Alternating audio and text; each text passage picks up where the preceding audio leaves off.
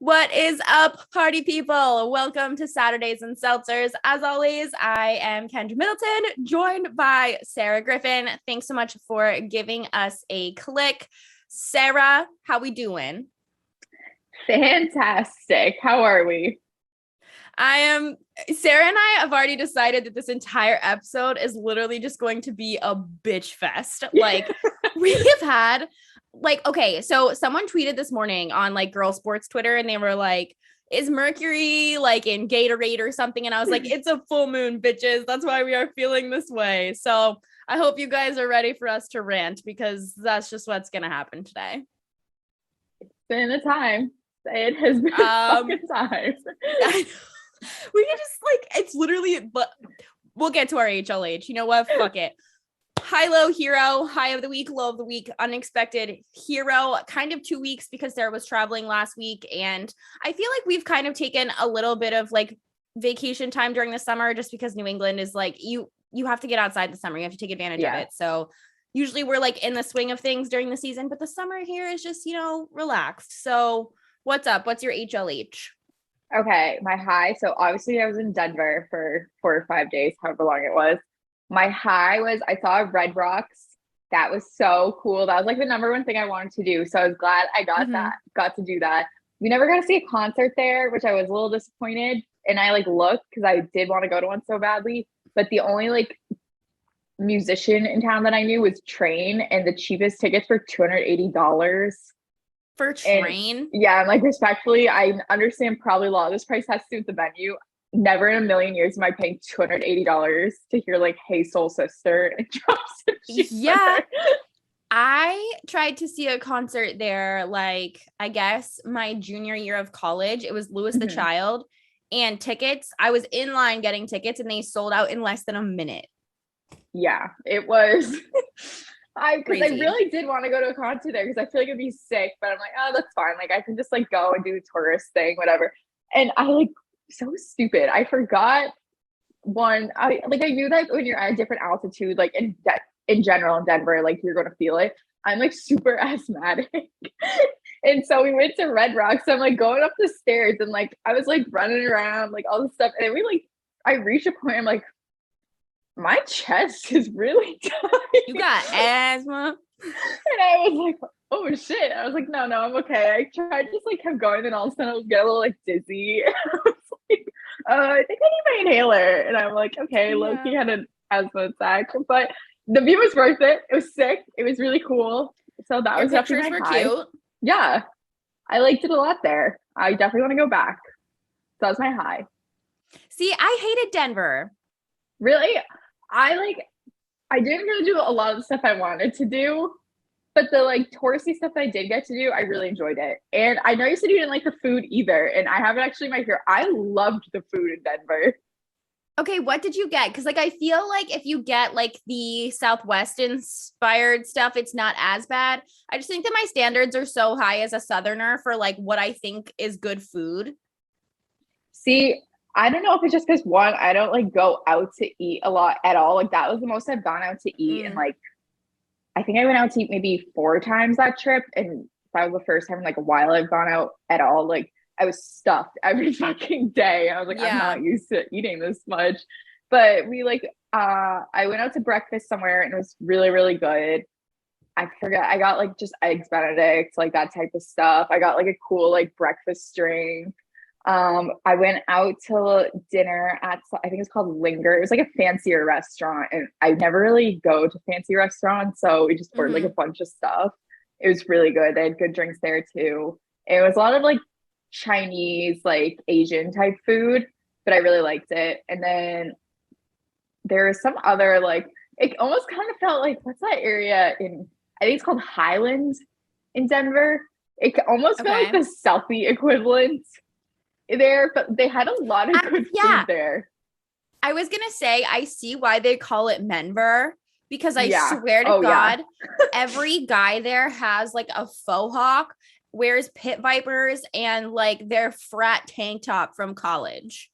Oh yeah, that Highland neighborhood, I'm this feels either Southie or just a direct college neighborhood. I think it's near DU because that's where a lot of people seem to be out from that school. But just like in general, it's like this is very Boston, like this specific neighborhood, but it actually is really good food.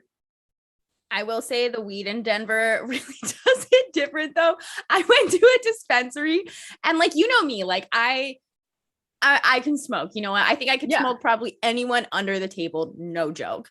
And I did like a liquid edible, like right before my flight. And I had to go to the bathroom and make myself throw up because I was like, I'm going to be too high. Oh, well, you know, I'm horrible with edibles, but I was like, all right, I'm in Denver. I need to like try here. Yeah. So I did. I ended up buying like just a couple things, but the edible, I was like smart about it. I was like, I'm going to eat 1/4 of this because I know if I have even a half, I'll be like, take me to the hospital. Call 911 to your Yes, hi. I think I might be dead.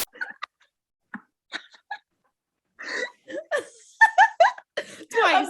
Honestly, imagine how many times though the Denver police probably get called. Like, I'm too high. Oh my God. I was not going to be that person. I just needed to like fucking chill out and relax. So I was like, all right. And it worked. So how was it? For a few hours, I felt some peace. Oh man. Yeah, I did like a liquid edible. Wait, what'd you get? Because I did like a liquid edible and I did like 25. The whole bottle was like 100 milligrams and I did maybe 25 the night before. Yeah. And then maybe like 30 to get on my flight. I was like, you know, it's a really long flight. Like I'll be fine. I do 30 milligram edibles at home all the time. Like whatever. I literally, my friends had to put on the national anthem. I don't know what it is about the national anthem and making me throw up. I think you know this about me. Yeah, I do. My friends do it and they got me into it. And now if I play the national anthem, that's the only way I can make myself puke. My friend Hayden was playing the national anthem next to me in the bathroom. So I could throw up before my flight. No, I just got one of those little like cheesecake bite things. And I was like, I'm going to have like 2 bites of this just to put myself like at peace. Maybe it will like sedate me forever, hopefully. Imagine if you were just permanently stoned. Honestly, I was running so like high pressure at that point. I would have been like, thank you, God, for blessing me. I'm just gonna be high for the rest of my life from Denver weed. I mean, if you're gonna be high anywhere, I feel like Denver's the place. Mile High. Oh yeah. Mile High, baby. Honestly, that might have been my high, actually.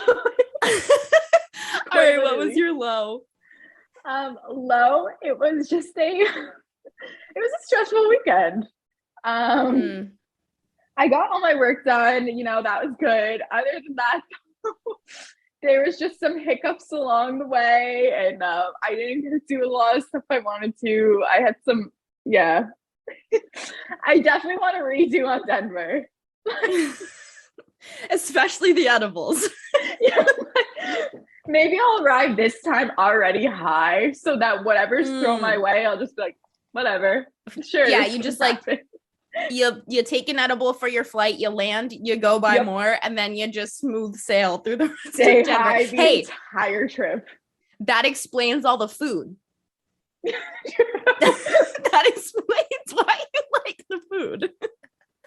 That's a very good point. Actually, I love the Sarah is saying she loved Denver food. Here she is fucking blazed out of her mind with the munchies. No shit. I would love Kraft mac and cheese if I was that fucked up. And I'm like, that was the most I had eaten in so long. I'm like, now that you say, yeah, no shit, that's the most I've eaten. Sarah. Oh man. That's incredible. Wait, what about the woman you met at breakfast? Oh my God, yeah. It was this woman. She's from, I think she lives in Atlanta now, but she originally from New York. That's where she's originally from, New York. She was out to breakfast too, and she like heard me talking. I said something about being from the East Coast to someone sitting next to me. She's like, "Oh, you're from the East Coast?" I was like, "Yeah." And she like asked me, she's like, "This is how we like started talking." She was like, "Not to be weird." She was like, "But does the alcohol here fuck you up too?" And I was like, "Yes." I was like, I went out last night and I had a bunch of tequila sours and I threw up for 5 hours this morning.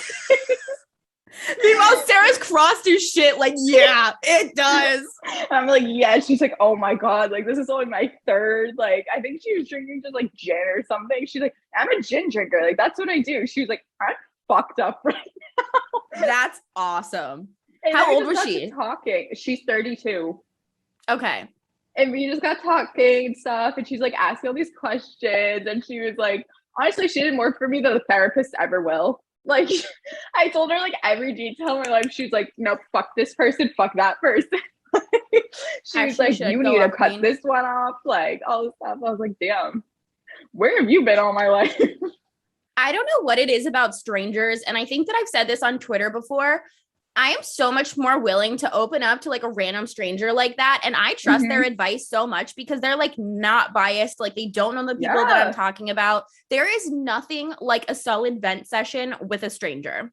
Yes. Like, you know, I'm the most like bottled up person alive. You have to like literally extract something to get it out of me. This one I was like, blah, blah, blah, blah, like going off. And she was like, girl, you need to start like... You should start smoking more weed. That's what everyone says. Even like my mom says it. I'm just go to Sarah's house. I feel like I'm so high and Sarah's just sitting there stressed out. I'm like on the ground with Theo, like rolling around. I'm just such like high strung person. I feel like I need to be like literally again recreationally abuse edibles. And then maybe I'd be back down to like normal person stress levels. Yes, I agree. Next time I'm making edibles soon, I'll bring you some. Yes, I'm gonna enter my stoner girl era. Everyone, you know what? Every girl needs a stoner era, and I will die on that hill. Mine just has been going on for like 5 years and never stopped. You know, it is what it is. We should just turn into like a weed podcast. I still think we should do a Saturdays and Spliffs. Yes. I'm all on board for that now. All right. My high. Have you seen The Corn Kid? Okay, no, and I keep seeing people talk like on Twitter about Corn Kid, and I have zero context to it. It is the best video. I will send it to you. I'm going to put it in my notes to send you the Corn Kid video. Okay. I am Corn Kid. Like, it's just this kid, like, obsessed with corn, talking about how amazing it is. And I just have never felt such passion towards anything in my entire life. Just like actual, like, corn? Yes. Yes.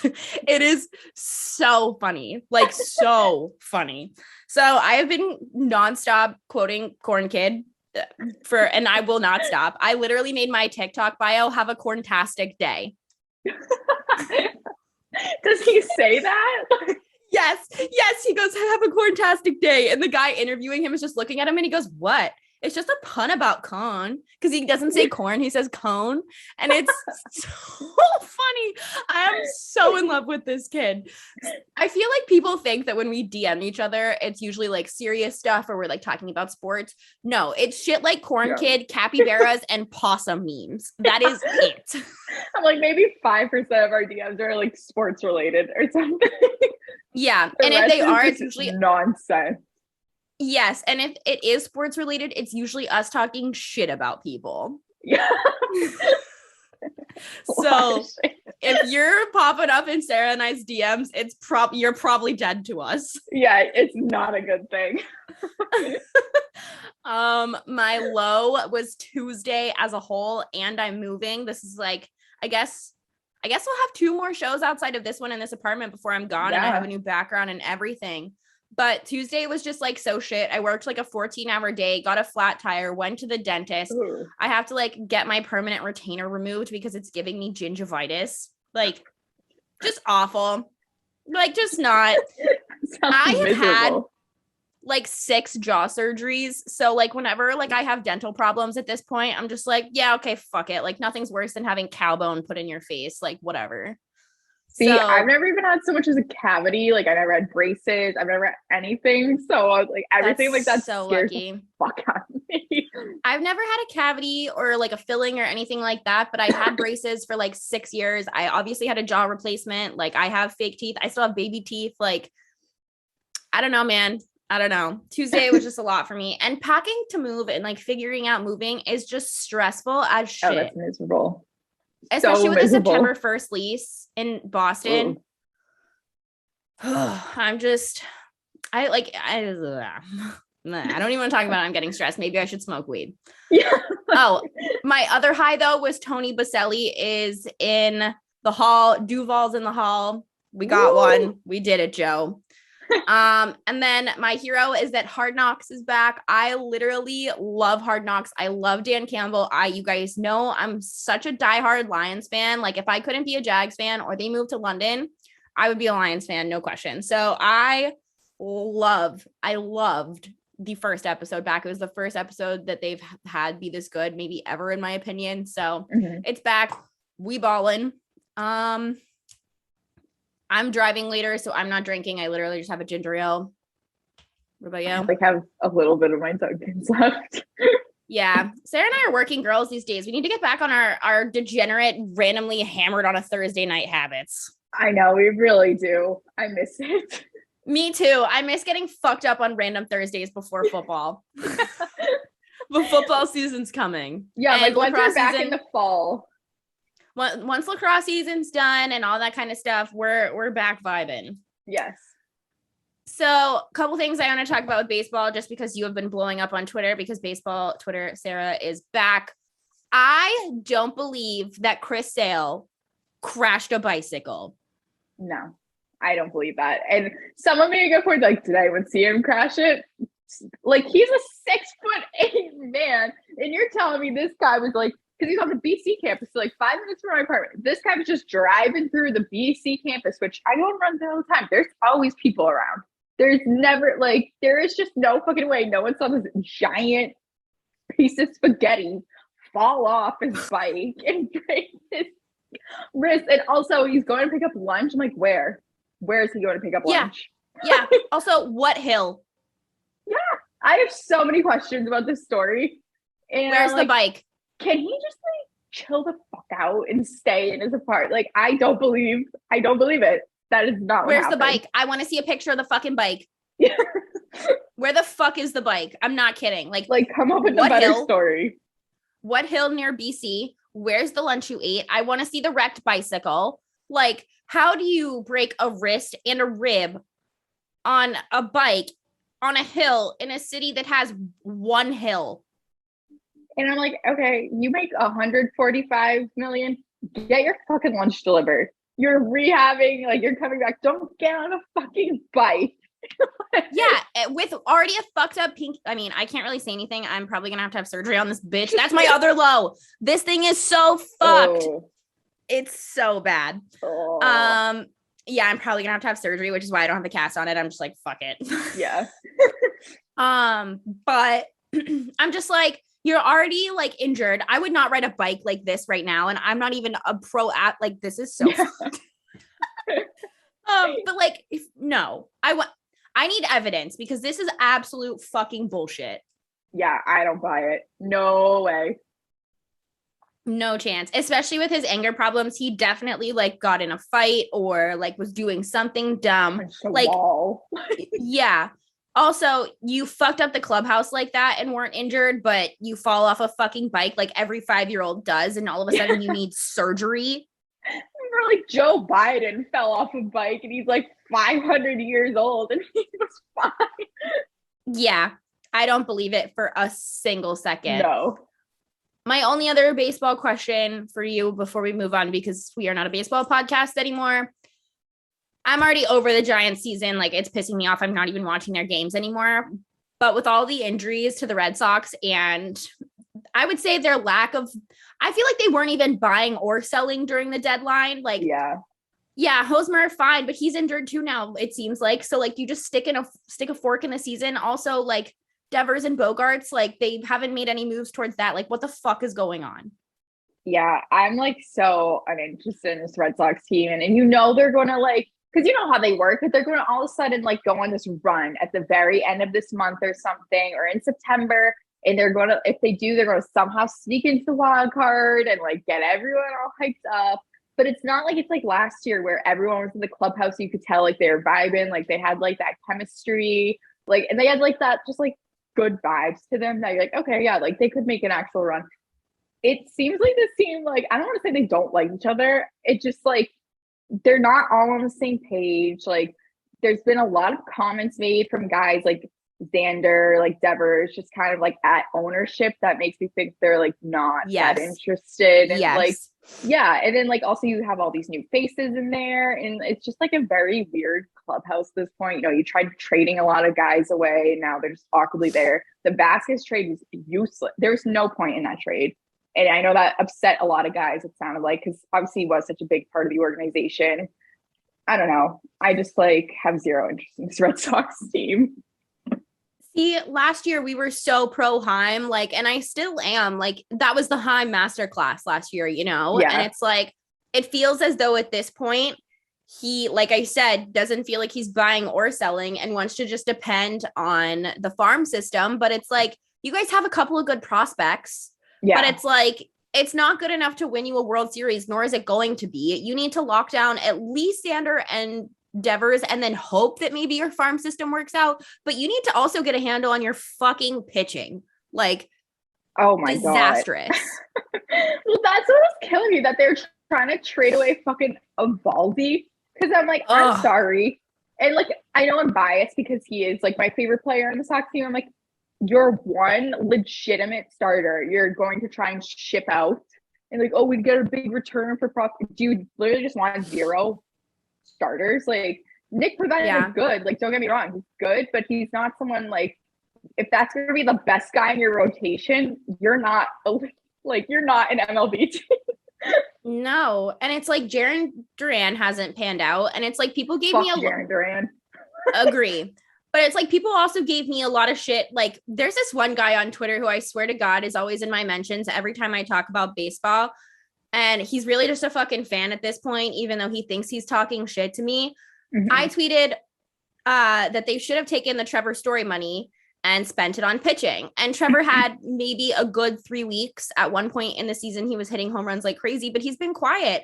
And it's like, I still stick by what I said. I think that if they had decent pitching and they had been able to sign a couple of people, they'd be fine. That Trevor Story contract was literally just Xander Bogaerts insurance. And I think that they would be in a completely different place. Like Trevor Story has not been worth that contract to me so far this season. Well, honestly, I forgot he was on this team. He's another one that's been injured forever. Like him, Kike, like all those guys. Like I forgot they were on this team, and they're like, oh, just like Story and Kike come back. I'm like, all right, it's August 11th. We're in dead last. At this point, I know you're never supposed to root for people like in your division. I'm rooting for the Orioles to make a wild card run.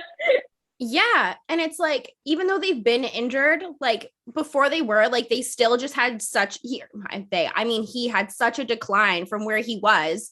Mm-hmm. And it's like, I just don't see like that one spark that he had is not worth that contract to me. Like, it's just not, because I think we've said it before and we'll say it. Well, are you good? Do you hear that? No. There's a lot of people that play music on our street because, like, we live near Berkeley, whatever. Someone just started playing the piano, and it's like the most beautiful thing I've ever heard. Oh, wow. Look at us. We got background music today. Yeah, like, I don't know if anyone can hear that, but yeah, okay. We didn't tell you guys. We hired a band. Like, I feel like I'm at a like cocktail lounge or something. Okay, keep going. Sorry. But we said last year that what gets you through the postseason is your bullpen. And it's like, yeah, it's like, how do you even expect to get there without one? Like, I just hated the Trevor Story contract. The Red Sox might as well, like, you might as well just honestly have your starters go complete games. It doesn't matter how many, like, home runs, how many hits they're lining up. It's probably better than whatever your bullpen's going to do. I agree. So that was us talking baseball on a non-baseball podcast because we're anti-baseball. Fuck baseball. Yeah, fuck you baseball dorks, including that kid who's always in my mentions. Go fuck yourself. I hate that kid. Do you know who I'm talking about? No. His name's like Justin something. Do you know who it is? I gotta find him. He pisses me the fuck off. Anytime is it anything a Red happens. Sox Twitter person? Yeah. Yes. This kid. I do see all his tweets. Well, I see all that kid is Red Sox such Twitter. a dork clout chaser. It's not even funny. I hope you're listening to this. He's literally such a fanboy, but like pretends to like hate women. It's ridiculous. Anyways, I want to talk about football because football is back. I have a couple comments. Doug Peterson, the Jags play tomorrow, said that starters will be getting reps tomorrow. But on top of that, the Jags are playing the Browns, and it was announced that Deshaun Watson is expected to start in Jacksonville. He is? Mm-hmm. Oh, boy. Yeah, and like, I've seen all these tweets that are like, did nobody tell them that Jacksonville was absolutely going to rip Deshaun to pieces? Like, this is not the stadium that you want to have this guy come to because Jags fans are fucking brutal. And it's true. I literally was looking at flights last night to go home just to boo him because I could get like 11 rows up for $100. Oh, shit. But instead, I have decided, and this show will already be up before this game, but I'm going to take if the Jaguars get a sack on Deshaun Watson tomorrow, I'm going to take all of my Twitch earnings for the month and I'm going to donate them to a women's charity in Cleveland. Hell so yeah. Go Trayvon Walker. All my homies love Trayvon Walker. I want Deshaun Watson in the fucking dirt tomorrow. I can get behind that. Yeah. So I'll be watching live on Twitch. This game will have already happened, but if you're there, thanks for showing up. Hopefully. I never root for injury, and I don't want Deshaun Watson to get hurt. I don't think that is like what I don't want that. Like I never want to see people get hurt, but like I hope that his nose is in the dirt as much as every fucking snap tomorrow. I do not care. So go Jags. All my homies love the Jags. If anyone hurts even a hair on Trevor Lawrence's head, I will fucking riot. I know that the Jags have technically 4 preseason games. Because of the Hall of Fame game. But with Myles Garrett, I don't think tomorrow's the night to start starters for the preseason, you know? Like, yeah, it's the first game for a lot of people because we have that extra game. I would say at least wait until like later on, but that's just my opinion. Like, I don't think Myles Garrett's going to play. He might. I don't really know, but like, I just don't want to start against that pass rush if that's the option. So we'll see. I haven't looked that far into it. My 2 favorite NFL players are Marshawn Lynch and Calais Campbell, and they are very different people, but I don't know if you saw that Marshawn Lynch got arrested in Las Vegas. Yeah, I did see that. And that because I like Marshawn Lynch too. I just think he's like funny, but I'm like, yeah. Oh. I can't condone drunk driving for anyone, let alone if you're a millionaire. Especially if you're Marshawn Lynch, like you used to play for the Raiders. Yeah, they weren't the same Raiders in the same city, but like you're still freaking Marshawn Lynch. You can afford an Uber. People in that city would give you a ride home. The NFL has a system set up where if you need a ride, so you don't have to drunk drive. I saw an article today that said that the only reason he was caught was because he was driving on a curb with 3 tires. What the fuck? His mugshot was so sad. Oh, yeah, I saw that. So sad. Ew. So, like, call an Uber. I promise you an Uber is cheaper than a DUI. That's us, that's our piece of advice for the week. I was going to talk about Frank Gore, but quite honestly, I feel just disgusted doing it. He was caught dragging a girl by her hair and beating her in the hallway of a hotel last month, and it just broke this week that he was arrested for domestic violence. And this just goes back to the same thing we're always talking about. Yeah, he's not in the league anymore, and I don't know if it's CTE related or whatever, but I don't know what it is about the NFL or prior NFL players, current NFL players. It just seems to me like there is far more domestic assault cases within the NFL than any other league. Yeah, they have a serious fucking problem. Like, all pro sports do. Like we see it all the time, especially as like women's sports. It's something that's always brought to our attention, but especially the NFL, it's just insane. I know. And it's like, I feel as though Roger Goodell, and it's like, I hate to see people who are made an example. And I don't think that Deshaun Watson, I think whatever punishment Deshaun Watson gets, as long as it is just, he deserves every inch of it. But it's like, I do believe that sometimes you need to make an example of people. And I hope Deshaun never plays another snap of football again. But especially after this, like, you've got to do something, because the only reason that Deshaun didn't get at least a year was because of the protocol in the NFL guidelines.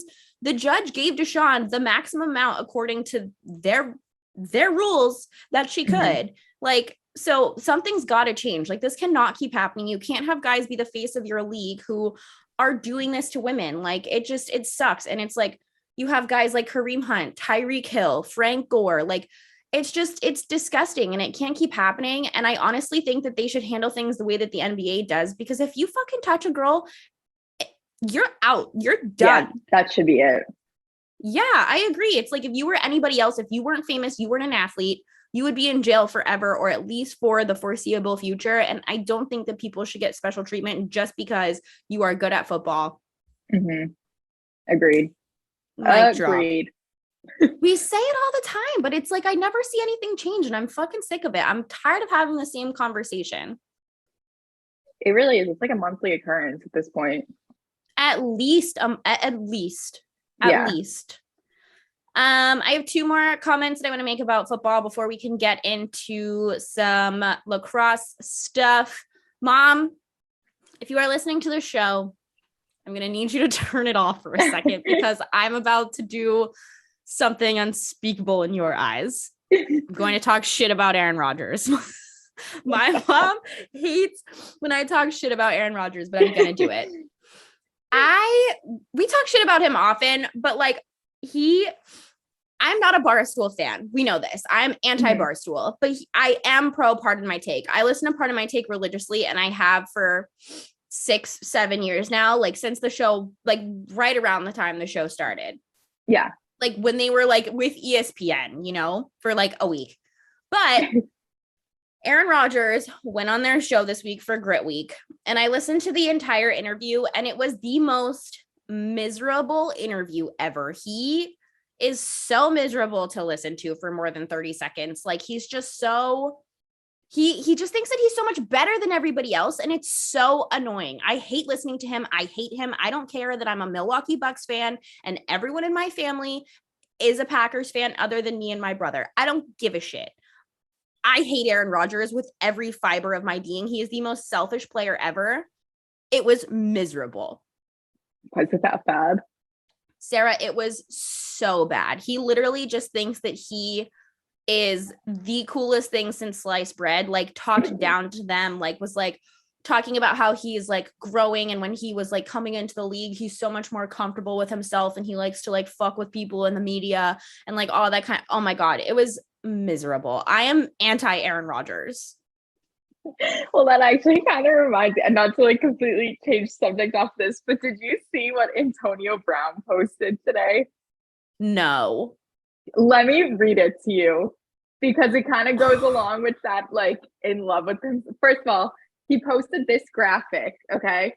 And you can't really tell, but that's a statement next to it. And he tweeted, goes, "Sincerely, AB." Let me read out loud to you what it says. Okay. I thought it was a meme at first until I realized it came from him.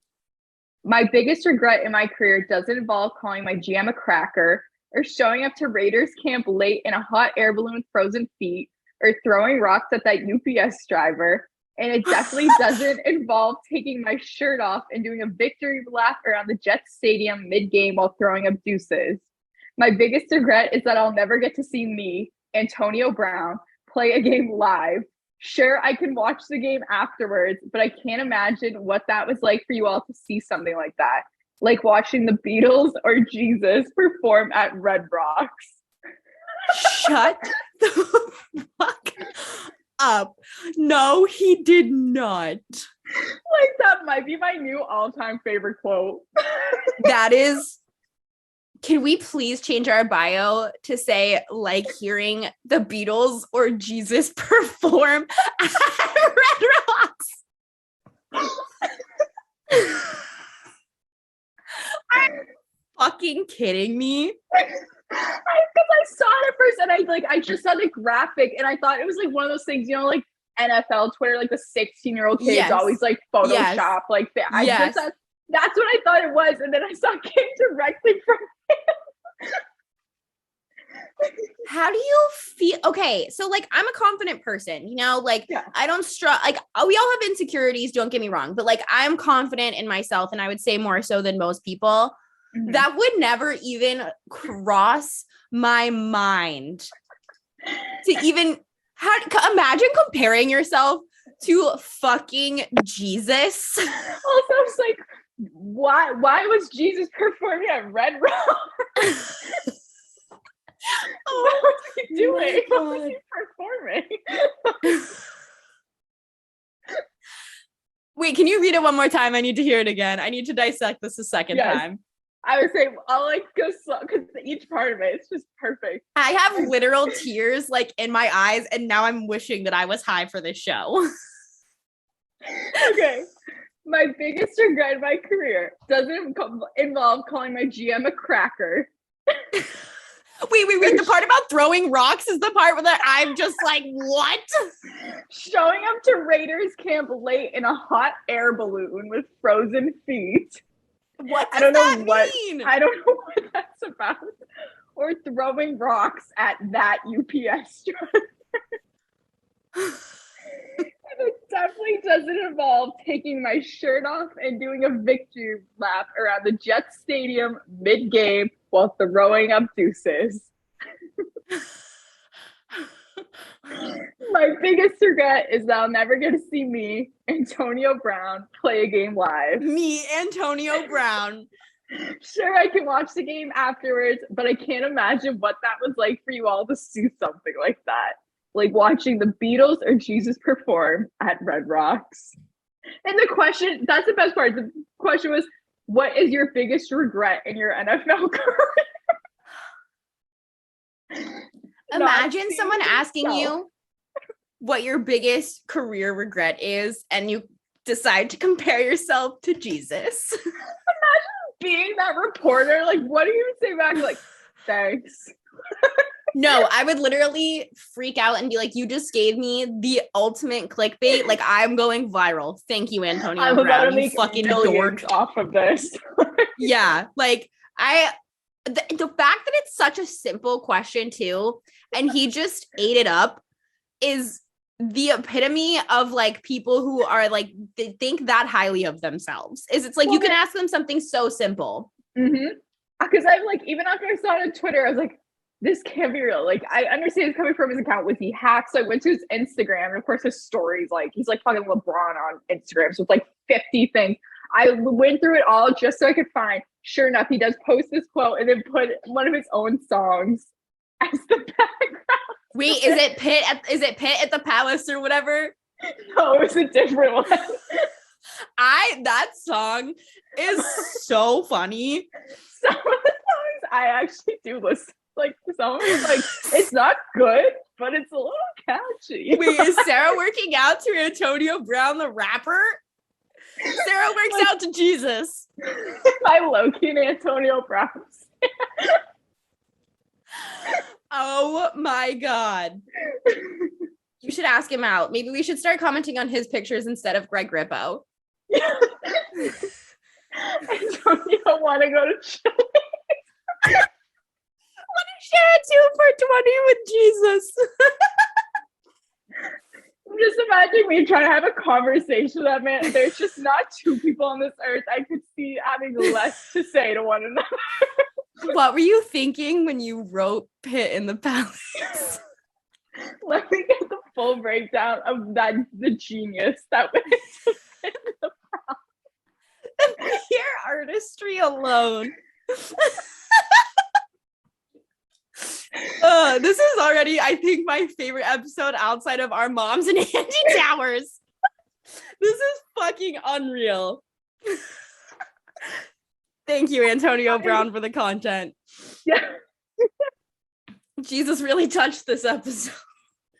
Like we need like the Palace playing is like Wait, I'm gonna make it our outro. If we get a fine, it's so worth it.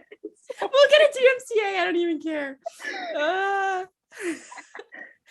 I should like change the decibels like 2 points so we can just keep it as our outro. I'm going to. No, I'll make it falsetto. Ooh, perfect. Perfect.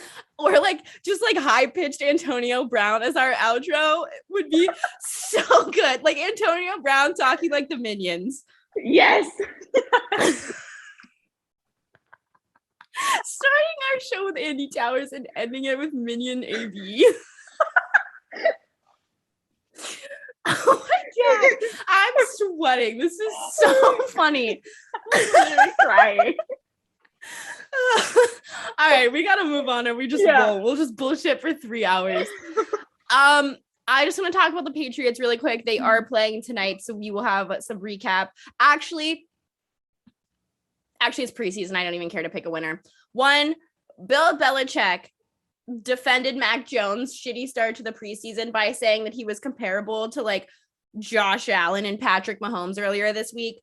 I'm sorry. It's okay to support your quarterback. It's okay to blindly support your teams as a coach, but I don't think it's fair to compare them to talents like that when he's only had a rookie season and he was the rookie who was set. Everyone's like, he was the best rookie last year, blah, blah, blah. Yes, Mac Jones was the best rookie last year. Mm-hmm. Do I think his numbers scream he's going to be an MVP anytime soon? No, it's that he was the rookie quarterback put in the best position to succeed last season. Trey Lance obviously wasn't. Justin Fields obviously wasn't. Trevor fucking Lawrence wasn't either. Okay. Do not put the cart before your horse. Mac Jones has not looked great in the preseason at all. And I understand Bill wants to blindly support his guys as he does, but it's just like, all right, if you're going to talk about Josh Allen, he's in your division and he's going to make you fucking eat it this season.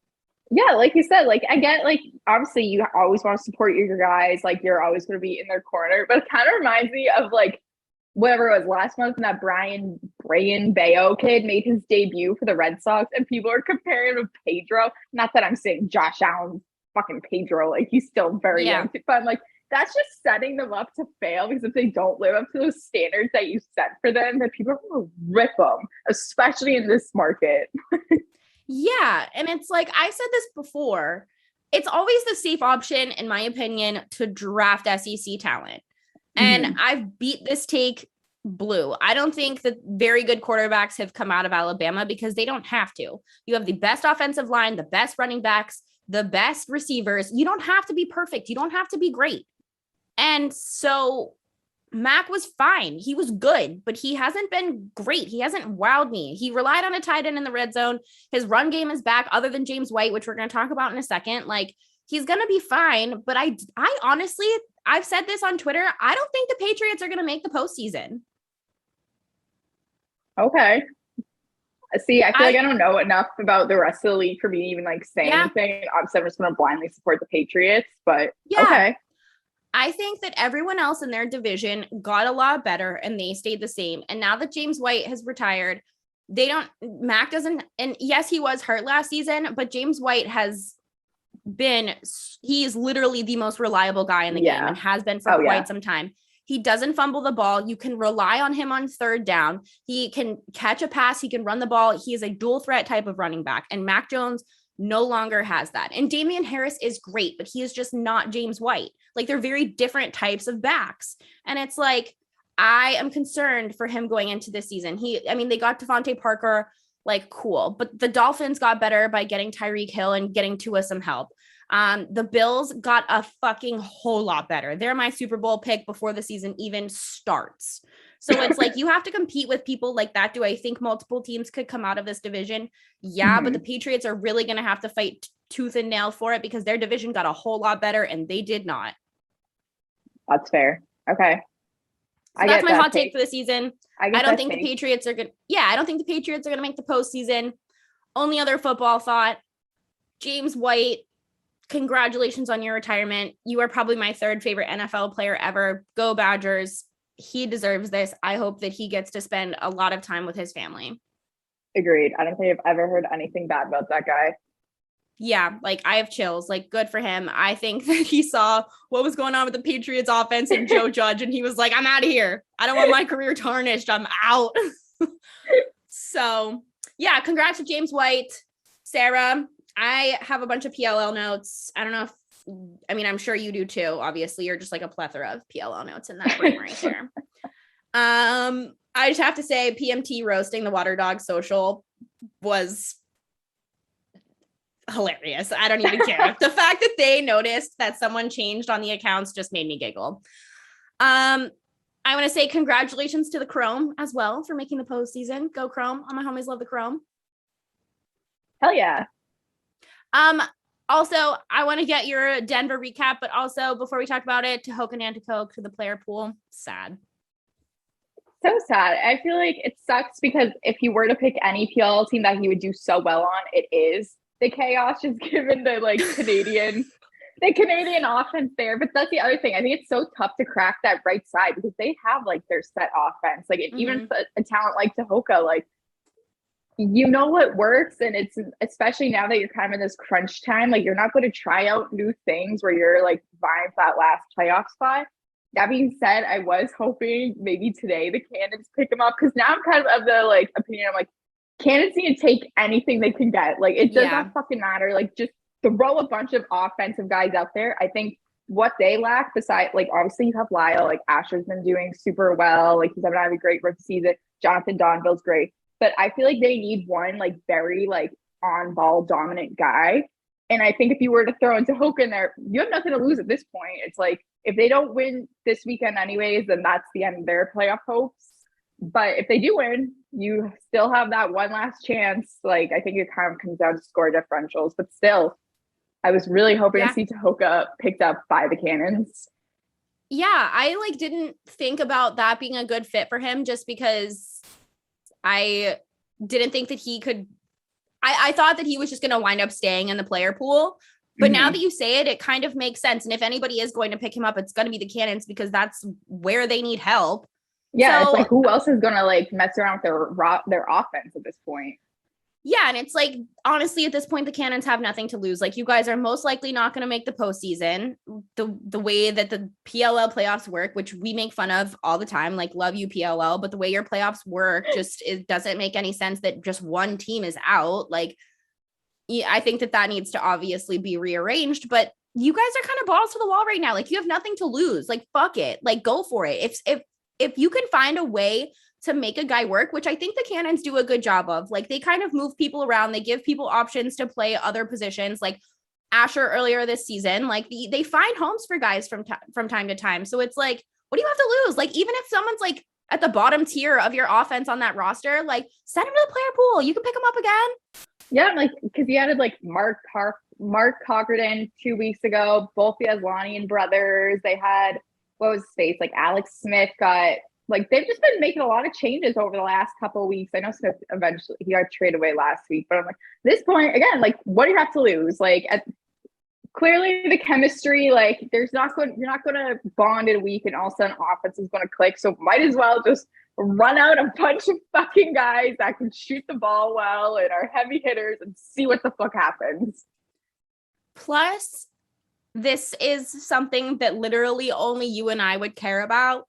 I can't think of anything more beautiful in lacrosse than seeing Tahoka and Lyle play together. Mm-hmm. I think that would be so special and so unique. And it's I feel Lyle would be willing to stay a little bit after practice and help work with him just because of the connection that they could have. It's not that he's not already, but it's that would be a beautiful relationship.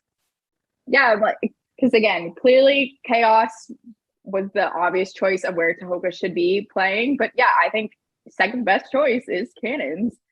I just don't really see him on any other roster at this point in time.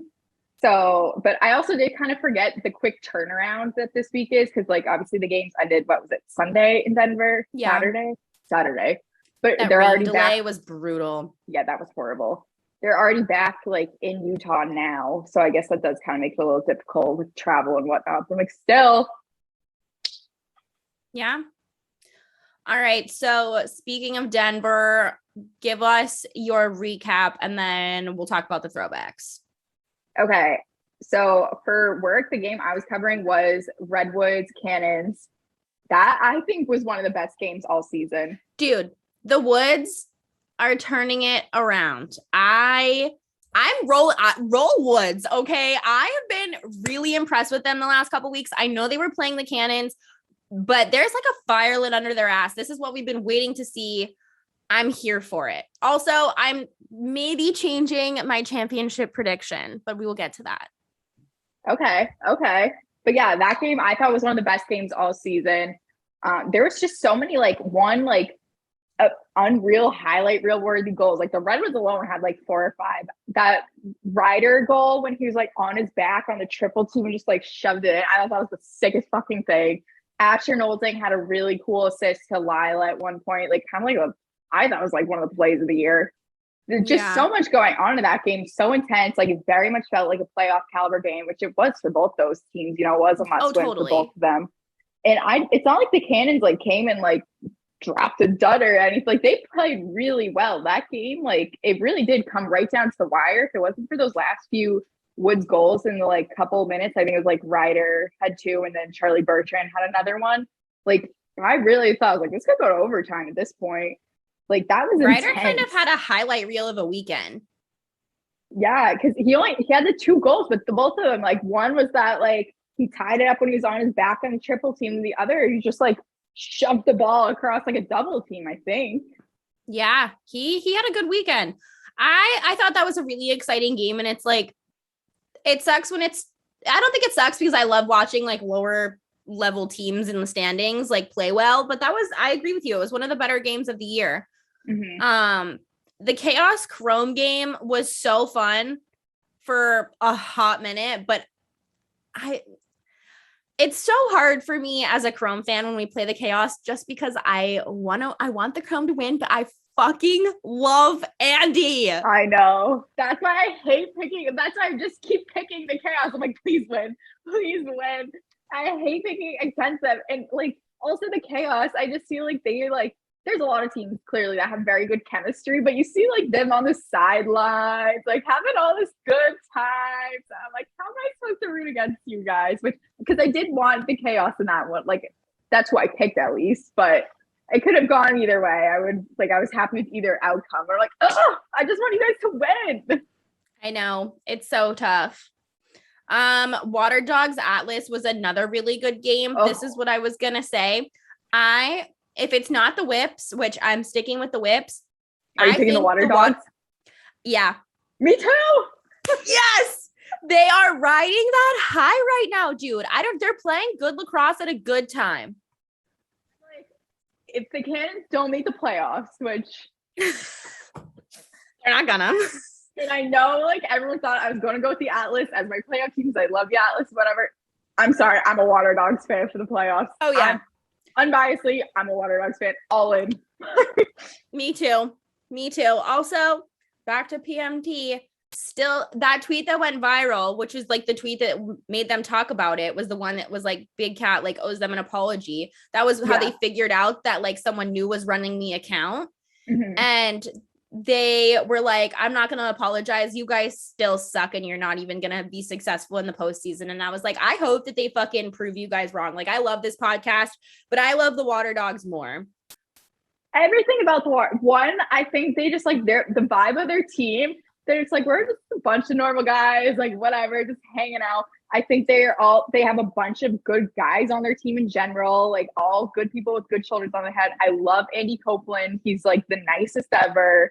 Like everything about the Water Dogs. I'm like, how am I supposed to not root for these guys? And also they have my favorite uniforms, I will say. So and when Ryan Brown's healthy, like they'll even be that much better, you know? Mm-hmm. That's the other thing. They've been like, no team has been more injured than the Water Dogs. They haven't been at full health this entire season. And it's not like it's like guys who are like, oh, like they're a backup or they're like this is like a third string guy. Like it's like starters, like they're stars. Like Mikey Schlosser just made his like return after like 3 weeks on the IL. You know, Brian Brown's been out for a couple weeks. Steve DiNapoli, their captain, just made his return last week.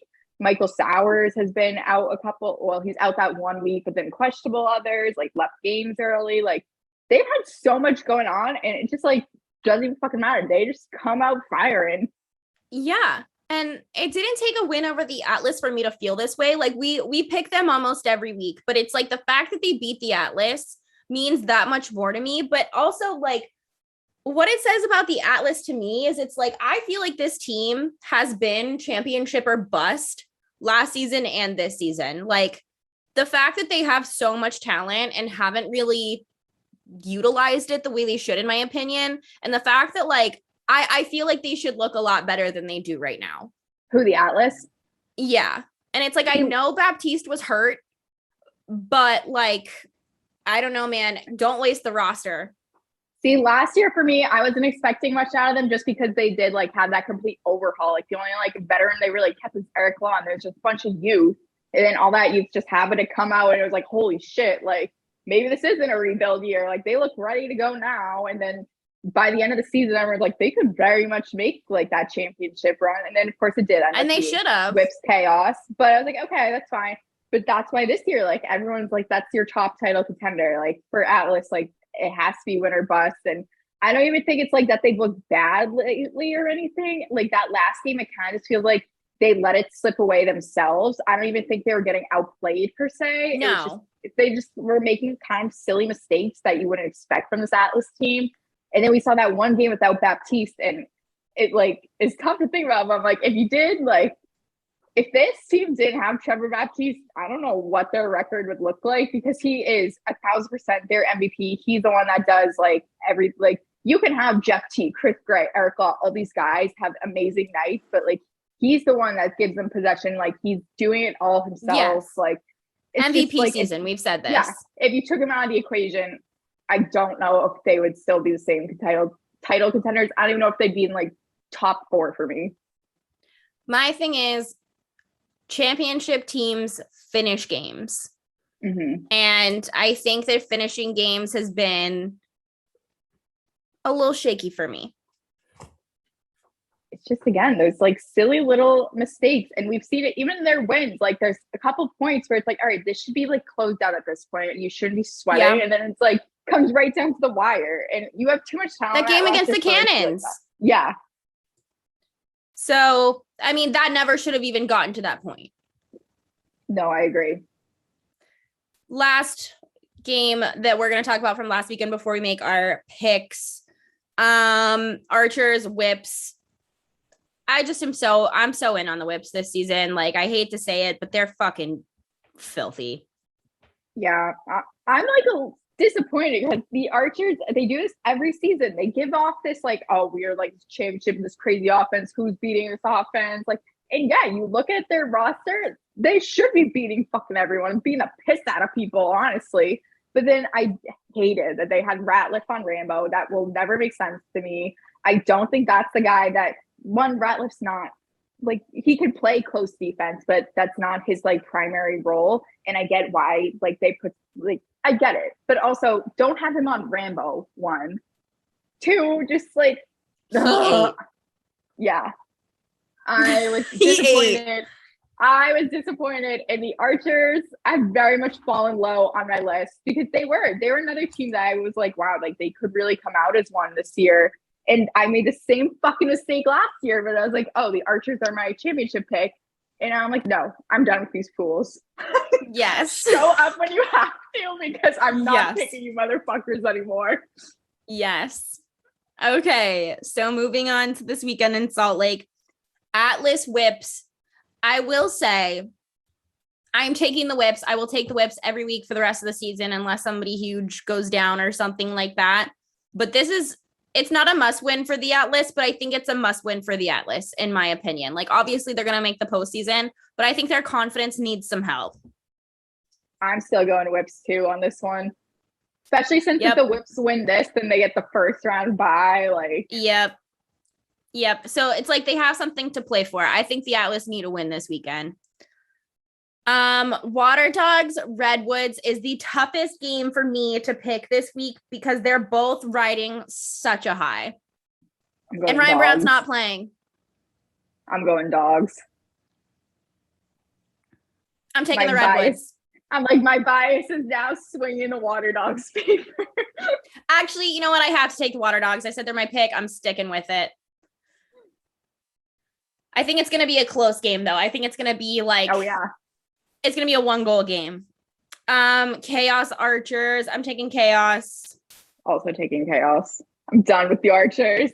Done. And then I'm also taking the Chrome. I'm going to take the Cannons. Okay. All right, cool. I know the Cannons are going to make me regret that, but don't give a fuck. I will ride or die. Tahoka Nanticoke. I'll ride or die with the Cannons. I'll ride or die with the Water Dogs. And the Chaos. Sarah's like, it's just Andy Towers. Literally. Someone who like constantly claims I'm unbiased. I just like couldn't anymore. I swear to God, it is literally just Andy and Blaze for me. I don't care about anybody else on that team. Like, I feel like I don't even know anyone else. Like, know anyone else on that team like well enough to be like, yeah, like, whoa, but I'm like, Andy Towers, Blaze, yeah. I will say, like, I appreciate Rowlett's attitude. Like, just because I'm also an asshole, so like I can appreciate someone else who's an asshole. But like when he screams at reps, I'm like, that's shitty, but I like it. Like, we were sitting right there for the All-Star game, and he was so in on the fucking All-Star game that he was going in on that ref. He was like, I'll send you the tape. That was such a bad call. I'm going to send you the tape. And I'm sitting there and I'm like, but also I'm like, okay, I don't hate that. So, yeah, I don't know. Like, I ride for, honestly, I love Blaze, but I just love his girlfriend. Yes. We love you. Ella, we love you. We love you. We still need to have our little croissant. Also, if you're listening to this and we haven't reached out to you already, we're going to Philly again. Yeah, see you there. Sarah's going twice, but I'll be there in October. Yep. I know she listens to this show, so we're probably going to forget to message her and she's going to text us and be like, Philly? Yeah. Like, please hang out with us. Also, I would just like to say a solid fuck you to Sarah Griffin because we're enemies this week. Fuck Sarah Griffin. All my homies hate Sarah Griffin. Nooners, I'm literally nooners. I'm literally gonna title this episode "Doing Edibles and We Hate Each Other." All right, this episode's gonna be so long. I don't even care. All right, NHL stuff. I know you have some Bruins. Obviously huge week for the Bruins, so I'll let you start where you want to start. Yeah, so Bergeron's back officially. I was getting a little nervous because that was like announced like a month ago. Like, oh yeah, like Patrice is coming back, and then someone asked him like 2 weeks ago. He's like, oh, nothing said. Stony. I'm like, this not Patrice. I would never say that about Patrice. I'm talking about what's his face. I was about to say, are you about to motherfuck Patrice? No, absolutely never in a million years. But I'm like, this motherfucker, he told us this was a done deal, and it's not. In Bergeron, still thinking about it. I am going to once again show up to his house. Like, you liar, you filthy fucking liar. But I will be in your walls, John Henry. John Henry, Don Sweeney, I hope you're not neighbors because I'm going to be in your wall. Sarah's going to be like Mrs. Incredible with like the elastic between the houses. But she doesn't have a booty like Mrs. Incredible though, unfortunately. No, I do not. I'm literally shaped like a pea. Does anyone? I'm literally shaped like a pea. It's true. I like tried on, this is like so off topic, but I tried on a skirt the other day. I was looking at it, I'm like, from like, okay, yeah. Then I turned the side, I'm like, I can't go out in public like this. Like, sorry, it's like, yes. Them things be thanging though. I'm like, I cannot go out in public like this. I look like a 10-year-old boy from the behind. So I switched. Anyways, it will be in your walls. Still might be because the pasta negotiations are still ongoing, but I'll give him a week.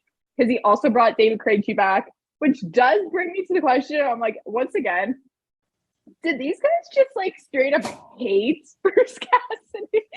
Because I think not they do. looking well for him. I'm serious. I'm so serious. I said that a couple weeks ago when we were recording. I was like, I genuinely, like, we were so pro Bruce, but it doesn't seem that Bruce was pro player.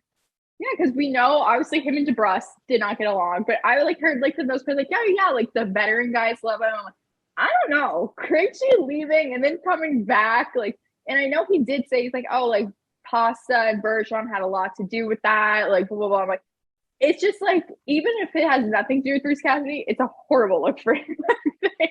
Just like the timing of it all.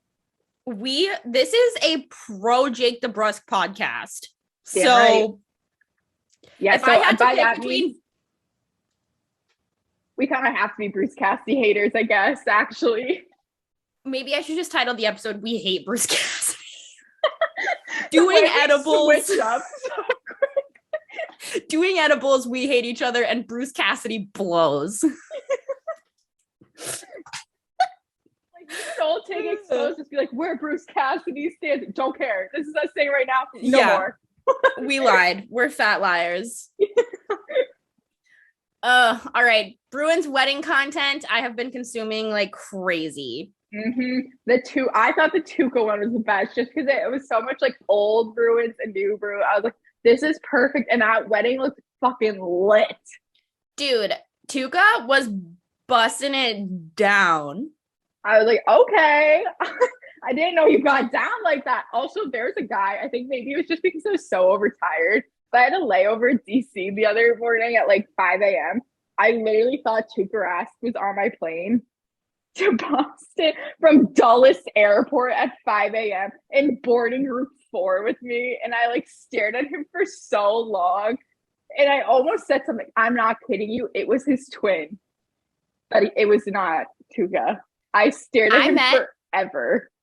I met the Bruins one time on South Beach and saw Tuukka, and he had to be wearing a pair of jeans that he had worn every single day for 7 years because his dip can in his back pocket was like a complete like white ring in a dark pair of blue jeans, just like about to rip out of his back pocket. Oh. Like it had clearly been like engraved in that back pocket for years. That just is so on brand for him, I feel like. Yeah. Yeah, this guy, He was very like clean, very well kept. He also had a little more meat on his bones than Tuukka did. I'm like, maybe it's like a long distance brother or something. But I was also just so tired and delusional at that point. I almost like got in this man's face to go be like, are you Tuukka Rask? What would he be doing at Dulles Airport at 5 a.m.? At 5 a.m. I'm like, no, I'm just gonna leave it, which thank God I did. Also, we are giant failures because we tried for a year to find someone to take us to Charlie Coyle's wedding and this was one of our first episodes. We were talking about we have to get Charlie Coyle's wedding, and now it's like a week, maybe this weekend. I don't even know. It's coming up, and here we are. Yeah, because I saw them drive out. Oh yeah. Ugh. I just want the dogs to be in the ceremony real bad. They have to be because they're driving with the dog. I know. I saw them at Chick-fil-A. I almost had an invite. If you know, you know. But fuck, I want to go. I just want to see the dogs. Like, I'm going to take in this content as if it's like the royal wedding when my mom woke up at like 5 a.m. to watch that in whatever year that was. Yes. Important shit. This is the wedding. Yeah. Event of the year. I'm honestly just excited to see Jake's girlfriend's dress because I feel like she's very stylish. She's just perfect. Like, yeah. What the fuck? Like, she posted that story the other day of her like dental initiation. And I'm like, look at you. You're just on like vacation for a month in Europe. You look like a fucking model. Now you're getting initiated. You have your like masters, like your doctor, like all this. What the fuck? Some people, man. Yep. All right. As we finally start to close out this long ass show, I don't even feel bad because we're funny as fuck. Pop culture shit. One, I just have to say, I don't understand why the Zara and Newbury closed, but I'm pissed. It's very mysterious the way it all went down. I know. And it's like, they're just making it harder for people to do returns. Like, whatever. 2, I am so sick of Alabama Rush TikTok. Oh yeah, I see all that stuff. I hate everywhere. it. I'm going to block the hashtag. I'm like, honestly, I could be watching the same girls' videos over and over again. I would never know. Dude, I fucking hate it. Like, there's a reason I went to school in the SEC and I didn't join a sorority for a reason. Like, leave me the fuck alone. And then 2, 3, this is 3. I don't know. Did you see Shakira's like going to jail? Yeah, I'm pissed. Oh, I love fucking, I don't care what she did. She could have committed, like tax fraud or something. Don't care. She's Shakira. She should get a free pass. I'll go to jail for her. I saw the funniest tweet that was like something about her hips not lying in court, and it was just so good. Free Shakira. That's hashtag free Shakira. That's gonna be trending tomorrow. What is your pop culture shit? Okay, I have 2. One is, I don't know if you saw this, like people were giving so much shit to Kylie Jenner and how she like made that comment like, yes, oh, like I'll take my private jet like a half an hour or whatever. Mine are yours. Yeah, and then it went like viral, so people looked into it to see what celebrity uses their private jet the most, and it ended up being Taylor Swift. And God, everyone who knows I am a Swiftie. I think this is the funniest shit in the world, just because I would have never in a million years guessed Taylor Swift. No, because she acts like a climate activist. Yeah. And also I'm like, I feel like she's very out of like, for someone that's so famous, you don't see her like out and about a ton. She's not really in the public eye. So I'm like, well, I guess that private jet really is private. But I'm like, where are you going? It's not like you're on tour. Where are you going, Taylor Swift? See, we all know that like you're the Swiftie. I am not. Like, I don't really care about Taylor Swift, but I feel good about not being a Taylor Swift stan right now, because that's fucked. Like, all right, if you're like Kylie Jenner and you don't act like you're a climate activist, whatever, I'm pretty sure, isn't Taylor Swift like a vegetarian or something too? Like, I don't think so, but I don't know. She's just very like liberal political in that sense. Yeah. I don't know if she's made like a big stand about climate in general, but just like the like persona she puts out, like you would think she'd be a lot more conscious of that. I'm not saying like don't use your private jet, but just like, yeah, it's like I get that she can't fly commercial, obviously, but it's like we can't be halfway through the year and you've taken 172 trips in your private jet and you act like, I know that she has spoken about climate justice before because I read the articles when all of this came out. So it's like, either own it or don't, bitch. Genuinely, where is she going? Like, get in the studio, bitch. Get writing, because where is my new album? Yeah, and she was like, well, they're not all me. Sometimes they're like loved ones and whatever, like whatever. Okay. People don't know who your parents are. They don't know what your parents look like. Fly commercial. Nobody's like, oh my God, that's Taylor Swift's mom. Like, nobody, you and your sister are like the biggest Taylor Swift fans I know. Do you know what Taylor Swift's mom looks like?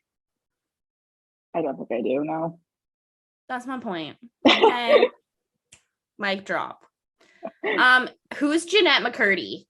So she's the girl from iCarly that played Sam. She just came out with a like memoir tell-all book. Like, I don't know if you saw this. So obviously everyone, what's that guy's name is it Dan Schneider? Yes. That was in charge of Nickelodeon, ended up being super creepy, but like no one ever talks about it because they give all those stars hush money. So she came out with a book that talks a lot about that. She didn't take the hush money. She's like, fuck you. But the main like purpose of the book, so it's called I'm Happy My Mom Died. It was her mom like forced her into acting and stuff. And like, I think she abused her. Like she gave her an eating disorder, all this stuff. Her mom was taking all her money. Like she kind of like grew up like in poverty. Like she was working 24/7, like didn't have a childhood, but has like no cent to show for it because her mom just took it all. Her mom also had cancer and ended up dying when she was 17. But then just like the way Nickelodeon was, like, they're just like, you're going to keep working. It doesn't matter. You can't like miss stuff. So she was just like, had so much going on and then was treated so poorly by the network on top of like all the Dan Schneider shit. And then like, you know, now they have that reboot of iCarly and everyone's like, oh my God, like why isn't Sam in it? And she was like, never am I going to step foot on that set. Like all this stuff. I really want to read it, but also it's just very, very sad. And I think probably the first like real insight anyone has to like the Nickelodeon Disney, like what goes on as a child star. just insane. Yeah. And I feel like I feel like everyone has a story like that. It cannot all be what it seems. No. Which is so sad because like so many kids like dream of that, and it's like it's kind of a relief. Like, yeah, like I read some excerpt of her. She's like, I know, like I probably sound like I'm like this spoiled little bitch. Like she is famous. Like she got to like live out this dream. She's like, that was my dream. I never wanted that, and like I'm going to be mentally fucked up from it for the rest of my life, so I don't feel bad. Like, yeah, good for fucking you. Yeah, good for you. Tea Party. I just want to say I fucking am so over this Andrew Tate shit. Like the kid yesterday, I don't understand how ESPN let this air of the kid from Massachusetts on the Little League World Series team representing Massachusetts of all places. First of all, where are this kid's parents? Because he was like, my favorite celebrity is Andrew Tate. I'm gonna be honest, I didn't even know who Andrew Tate was up until last week. And now I just see him everywhere. Like I still like, I've seen like clips of him talking and stuff. What is his deal? I still don't really get who he is. Like, who is he? Why is he famous? He's like, I think he's like from Armenia or some country close to there. And he's like this influencer guy who got big making videos talking about how like women should be servants to men and like how women aren't anything and like you should take women back as your property and just like a complete misogynist. And like his answer to people criticizing him is like, oh, well, what color is your Bugatti? And he like is supposed to be like he's supposed to be like the epitome of like what a man looks like. And I'm just like, shut the fuck up. Like I would beat your ass. I've like seen clips on him like TikTok where people are we sure he's not gay? I think he is gay, which is fine. Yeah, I'm like, clearly he doesn't seem to like women. Ugh, no, he doesn't. But it's just like so gross. And the fact that like now 12-year-olds who are competing in the Little League World Series are idolizing him, like this is getting scary and social media needs to like do something about it. People like that should not have a platform, and I will die on that hill. I agree with that. Do you have a tea party? I do not. My 2 tweets of the week, someone slid in my DM and was like, let's go to the DR. My cousin is Bartolo Colon.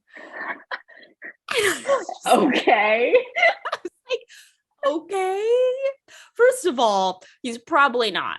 Second of all, is that supposed to make me be like, oh yeah, I'll go. You know Bartolo Colon. Hello? Yeah. I don't give a fuck. Rush in and get on the plane to go hang out with this random guy in Bartolo Colon. That'll make your pussy throb. Like, hello? No. Also, the fact that we've been sober for this episode and it has been so insane is incredible. My only other thing, Barstool reposted my video of the water, like the Mike's Hard Milk. So I'm gonna drink Mike's Hard Milk tonight for the game. Hell yeah, as you should. As I should. Do you have any tweets before I wrap it up? I don't think so. Wow, people on Sarah's Twitter are behaving. Oh, yes, you do. Big John's back. Oh, yeah. I'm not kidding. I like forget he exists, and all of a sudden he shows up at the most random times, the most random replies. Bro. We stan. Bro, where have you been? We missed you. Seriously, come back. Be consistent. See, this is the thing, is that if you just badger women hard enough inappropriately, thell fall in love with you. like I missed him. And all he's like, dump him out. Wait, who does he? Oh yeah, me dumping him out for Zach Senishin. Like, just the most innocent tweet. And then he's like, oh, he saw your boob. I'm like, what? Where did you get that from this? All right. Thanks so much for listening to Saturdays and Seltzers. We love you guys. Keep on sipping, y'all, and we'll see you next week.